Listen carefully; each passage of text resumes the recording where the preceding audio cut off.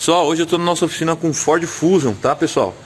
A gente já fez uns testes neles aqui. O cliente chegou indagando com o ar-condicionado, parou de funcionar do nada. Tava funcionando, no outro dia ele foi ligar o carro, ligou o ar-condicionado não funcionava mais, tá, pessoal? Fizemos testes com manômetro, vimos que o sistema não possui gás, tá? Não possui gás nenhum. E a análise técnica aí, vou ver se a gente consigo mostrar para vocês nesse vídeo aí, pessoal. Uma análise técnica feita pelos nossos técnicos aí, não sei se vocês conseguem ver lá, ó. Aqui é o condensador, tá, pessoal? Do ar-condicionado, tá? Vocês conseguem ver lá? Aquele vestígio de óleo, tá, pessoal? Olha lá. Uma bola gigante de óleo. Não sei se vocês vão conseguir ver mais pra cima. Ele tem 2 pontos de furo lá, né? Essa bola de óleo é referente aos 2 pontos de furo que a gente tem um pouco mais na superior. Que não tá... Acho que eu não tô conseguindo focar nesse vídeo aí. O que tá acontecendo lá, pessoal? O que aconteceu? Perdão.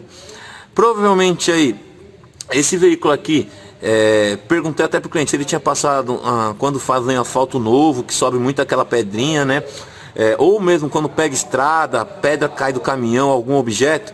Vocês podem ver aí que a grade do Fusion é furada, ó. Tá vendo? Então a passagem aqui, pra ter contato ali, é fácil acesso, não tem como, tá? Não tem proteção, é do modelo do veículo. Então aí provavelmente esse carro aqui recebeu alguma pedrinha, algum objeto aí que furou o condensador. Ocorreu aqui o vazamento de óleo, que é nítido, né? E o de gás, que não dá pra gente ver, né? Por causa do gás. Então o óleo que é mais nítido vazou. Então o que a gente vai ter que realizar agora, pessoal? Vamos remover esse para-choque, tá? Vamos fazer a remoção dele por completo aí, tá? Pra gente chegar no condensador e fazer a substituição ou reparo. A gente não só substituir peça, reparando só a própria peça para baixo custo para vocês, tá bom, pessoal?